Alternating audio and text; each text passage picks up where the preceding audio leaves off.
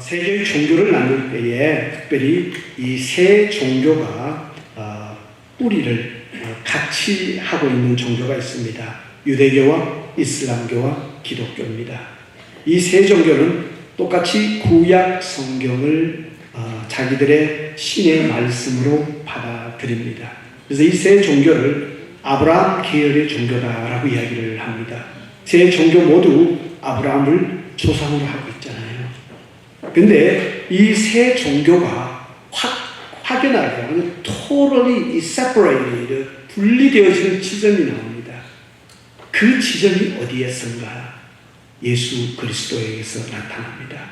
그런데 예수 그리스도에게서 이 세 종교가 딱 나눠지는데 그것도 특이합니다. 이 세 종교 모두 예수님에 대해서 특별히 유대교 그리고 이슬람교에서는 예수 그리스도를 위대한 선지자로 보편적으로 인정을 합니다. 훌륭한 선지자다. 기독교에서도 역시 예수 그리스도를 훌륭한 선지자로 인정합니다. 그런데 기독교는 크리스천들은 거기서 한 걸음 더 나갑니다. 훌륭한 선지자, 훌륭한 어떤 스승, 훌륭한 지도자, 인간으로서 참 훌륭한 분이다. 그 선을 한 걸음 더 나아간 게 있습니다. 기독교에서는 예수 그리스도가 십자가에 죽임을 당하고 부활하셨다. 자, 유대인들이 종교인 유대교와 이슬람교에서도 예수라는 사람이 있었고 그가 십자가에 죽었다는 것까지는 공통적으로 다 따라옵니다. 그리고 그들은 그 예수 그리스도는 훌륭한 선지자였다. 여기까지도 다 따라옵니다. 그런데 갈라지는 지점이 있어요. 어디였어요?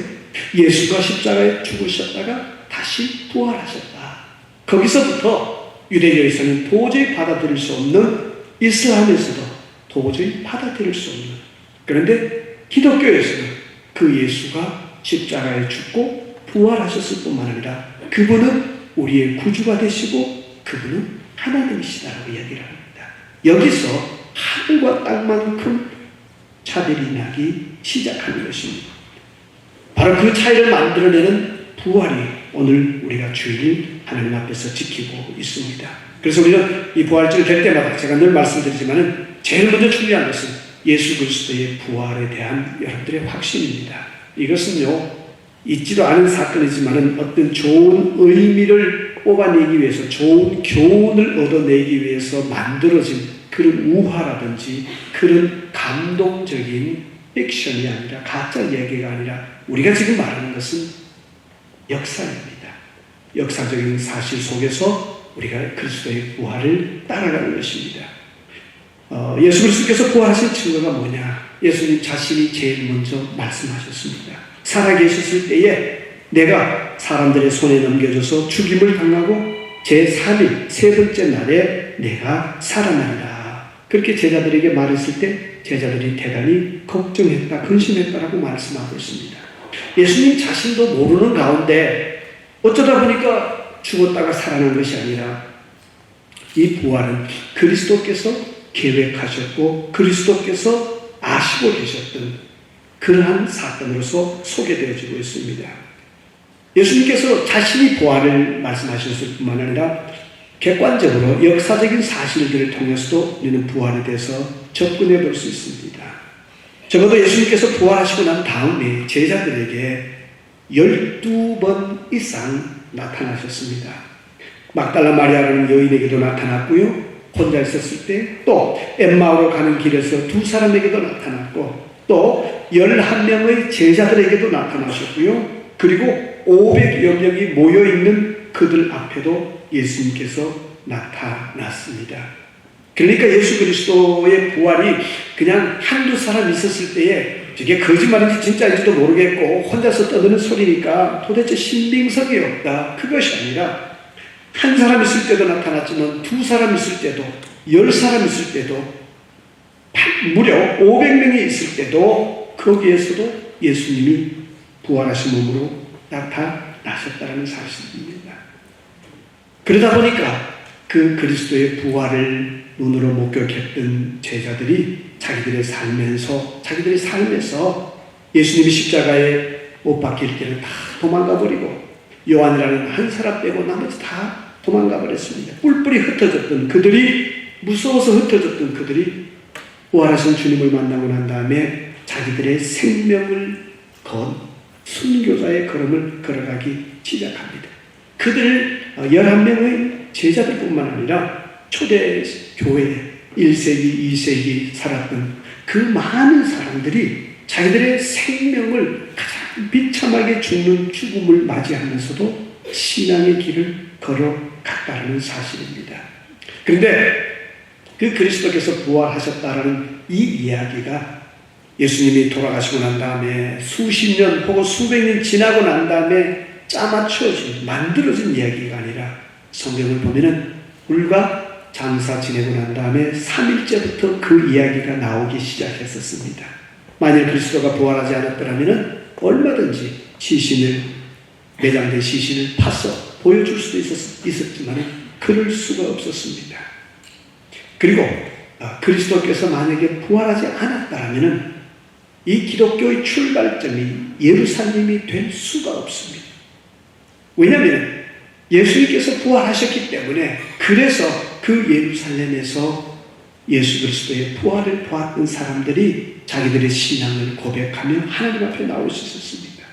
또한 우리가 이 사회학적인 관점에서도 우리가 접근해 보았을 때에 유대라는 유대교 종교의 특색들이 있습니다. 예를 들어서 할례를 지킨다든지 안식일을 철저하게 지키고 회당에서 모임을 갖는 이런 것들, 특별히 이 할례, 이것이 유대교로 있던 사람들이 예수님 부활 이후에 예수님을 하나님으로 받고 구주로 믿고 따르면서 예수교가, 기독교가 생기기 시작하면서 이제 더 이상 할례가 아니라 세례로서 바뀌기 시작합니다. 왜? 예수 그리스도께서 세례를 주라고 하셨으니까.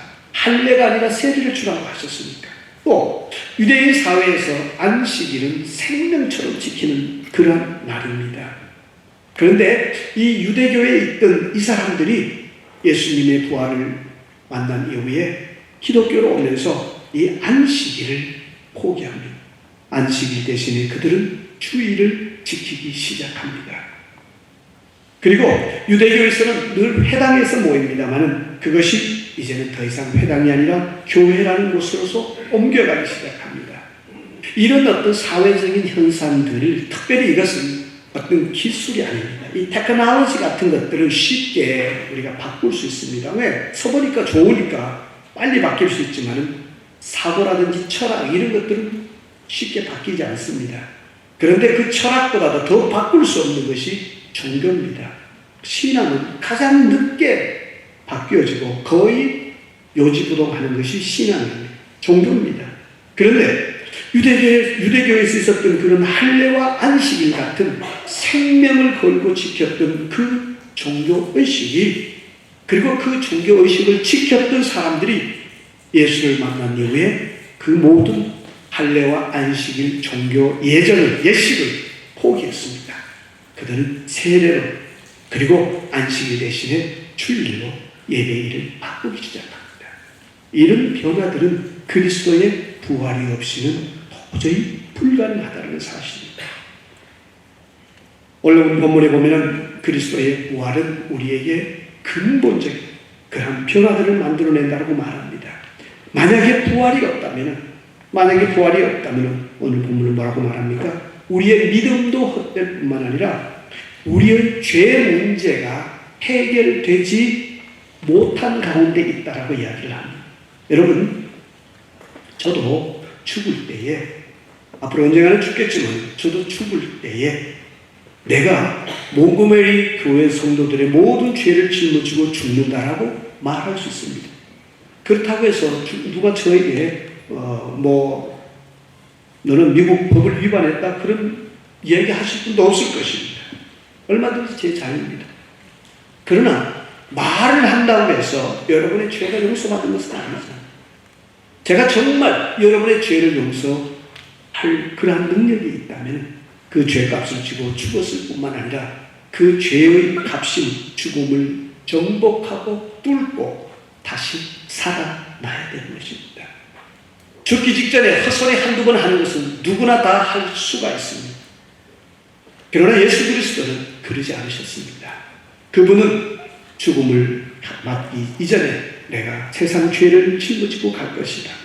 그렇게 말씀하셨고 그리고 죽었다면 저도 한마디 할 수 있습니다. 예수님께서 그렇게 세상 죄를 지고 내가 죽는다라고 그렇게 끝났다면 저는 그보다 더 큰 이야기 할 수 있습니다. 나는 우주의 모든 죄를 짊어지고 죽는다라고 말할 수 있습니다. 그러나 그리스도의 죽음은 거기서 끝난 것입니다. 그분은 다시 사셨습니다. 다시 사셨기 때문에 제가 따라갈 수도 없고 이 땅에 피조물로 온 우리 모두가 결코 복사할 수 없는, 따라갈 수 없는 오직 하나님 되시는 그리스도만이 하실 수 있는 일이었었습니다. 그래서 그리스도께서 우리의 죄를 용서해 주시겠다는 말씀이 성취된 것입니다. 오늘 보면은 그리스도의 부활이 없다면 우리는 여전히 퍼덕퍼덕거리고 신앙생활 한다고 나름대로 열심을 내겠지만 여전히 우리는 죄 가운데 빠져 있을 것이다 라고 선언합니다. 그런데 성경은 감사하게도 그리스도께서 부활하심으로 근본적으로 우리의 죄의 문제를 해결해 주셨고 우리로 하여금 하나님과의 관계를 회복시켜 주셨다라고 말씀하고 계십니다.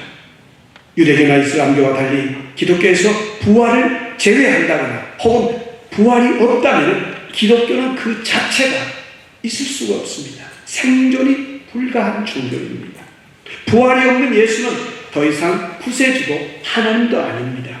보통 사람들보다 더 인격적으로 혹은 도덕적으로 훌륭한 삶을 살았던 위대한 교사나 선생으로 지도자로는 그 예수님께서 남을 수 있을지 모르지만 절대로 그분은 구세주는 될 수가 없습니다.